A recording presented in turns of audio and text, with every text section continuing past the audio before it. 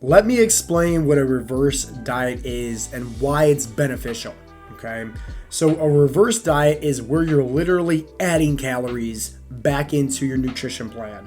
So let's say that you're on this fat loss journey, and typically, right, you're starting off at maybe maintenance and you're cutting down your calories as you progress on your fat loss journey. So maybe you'll cut out a couple hundred calories until you hit this threshold where maybe you need to either add in more, I don't know, activity to burn more calories, or you just cut out on your calories, plain and simple. It's just like you got options here.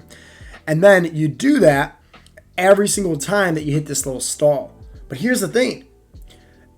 You're eventually going to get this threshold, right? Where for most guys, it's like, I don't recommend ever eating below, let's say, 1,600 calories. Like, that is way too low. Eventually, you're going to get to this point where you can't decrease the calories anymore, because now you're not even eating enough of the right foods to actually maintain your muscle and burn body fat effectively. It's almost like you're in starvation mode, and you're doing so much activity where it's not even sustainable at all, right? Like, how many more workouts can you get in? How many more, steps and cardio sessions can you get in? It's not sustainable. So this is why reverse dieting is key. And we do this with a lot of the members simply because it helps them, one, give them the education of knowing how to do this properly for their body, and it resets their metabolism. But we do things completely different at Heartletics that really helps our members stay lean. Because I don't want you to think, okay, reverse diet, just go back to eating more food. You're probably thinking like, hey, am I gonna just, my weight's gonna shoot right back up also? No. Like at Heartletics, we do things completely differently. And let me explain. So for starters, right, once again, somebody cannot continue to just diet all the way down. They're going to hit this threshold. From there, reverse dieting, it takes discipline. It really does. Because you're going up in small increments. And this is what we found to work the best when it comes to helping our members stay lean, so they're not adding on the body weight as they're increasing, let's say, their calories. So you want to go up in small increments. Okay, so let's just use, right, John Smith, for example, right? John Smith, let's say he started off at eating 2,500 calories, okay? And during the course of, let's say, 16 weeks, we cut his calories down, every time he was hitting this little stall, whatever the case may be, or just to help him, reach his goals faster, where it's obviously sustainable, but within reason, because, hey, cutting them down could be aggressive. So let's just say at the end of 16 weeks, right, John loses 30 pounds, right, and 12 body fat percentage points, which is great. But we got his calories down to, let's say, 1,800, okay? So now we're like, hey, John, like at the end of the day, brother, you should probably do a reverse diet, because you just can't stay here and hover around 1,800 calories, right? Like you can, and you can continue to see some, progress here. It's called body recomposition, especially if, let's say, you're in the gym, right? You're building muscle at the same time. Like, it's different, right? Everybody's body type is different. But, right, eventually John's going to hit this plateau.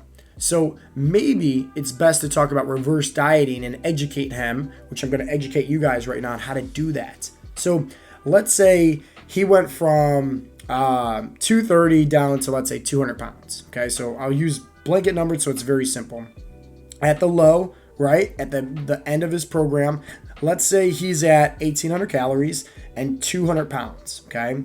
And so this is exactly how we like to do at Heartletics. That makes it the best for that client to eat more food, but also the best as far as, hey, they get to stay really, really lean at the same time. They're not going to put on the extra body weights.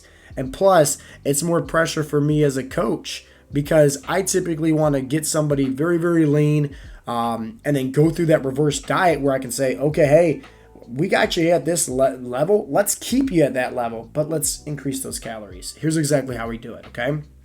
So 1,800 calories, 200 pounds. That very first week, we'd immediately go up to 1,900 calories. That's it, right? And every time we increase the calories, it's only by 100.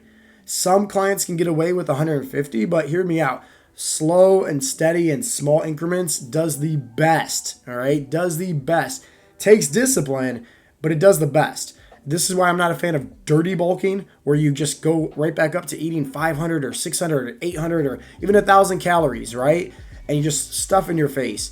trust me. Like if you want to just put on all the extra body weight and body fat, go for it. But we're not a fans of that at Hardletics. So back to John, he's at 1,900 calories. And let's say his body weight stays the same at 200 pounds. Well, cool. The following week, we'll go up to, let's say, 2,000 calories. So another increment of 100. And let's say his body weight stays at 200 pounds. Great.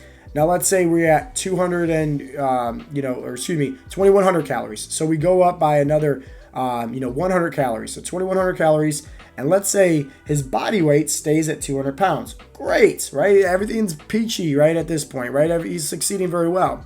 But let's say the following week we go up to, let's say, 2,200 calories. And let's say his body weight jumps to 201 or 202, whatever the case may be, right? 201. So now it's like, okay, hey, John, we're just going to hold the brakes. Plain and simple. This week, right, you're going to continue to eat 2,200 calories until that weight drops back down to 200. That's it. Plain and simple. If, let's say, for the course of 4 weeks, that individual is not dropping the weight, then okay, hey, you're staying there at 201. It's perfectly fine. What do you want to do? You got options here.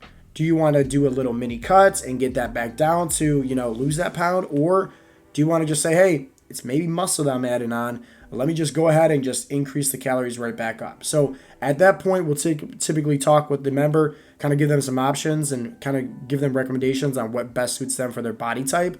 But whenever you're literally, hear me out. Whenever you're seeing an increase in weight, stop increasing the calories. Hold the brakes. Let your body get used to the amount of calories that it's being fed, right? It's just like it's consuming all this food. Let it get used. It's called metabolic adaptation.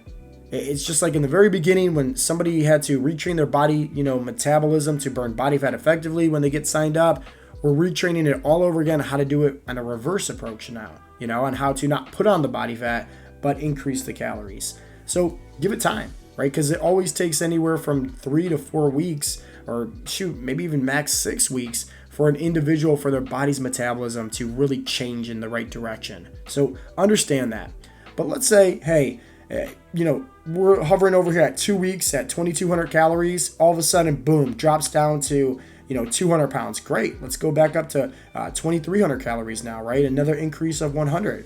And you keep on playing this game of, okay, hey, did we lose weight, gain weight, or maintain weight? If we maintain the weight or we lost weight, increase the calories up by 100. If we gain weight, hold the brakes. That's it.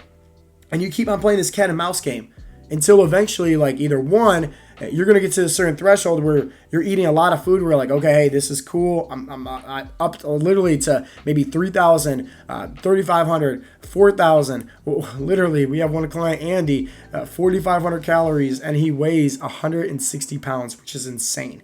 Like 4,500 calories, the dude's shredded, and he weighs 160 pounds. Because we've done this so many times with reverse dieting, where, he's been through this now, I think 5, maybe 6 times with me as a coach, where we get this down, where we got it perfectly fine. But here's the best part is, like, let's just say you increase your first go around, right? You increase and you get back up to, let's say, 1,000 calories more, and you're in plus or minus of, let's say, 2 or 3 pounds off from your lowest weight. That's really good, because hear me out. Let's say we're at 200 pounds right here, right, with John Smith. And let's say those calories increased at the very bottom from 1,800 all the way up to 2,800 as he did this reverse diet. Well, think about it now. 200 pounds, right? And he was 200 pounds when he was at 1,800 calories. Now he's 200 pounds at 2,800 calories, like 1,000 calories more. Now you can start a deficit, right? Start cutting down. It's like 2,800 calories. Cut that down to, let's say, 2,600, right? Now all of a sudden, boom, we're down to, let's say, 198.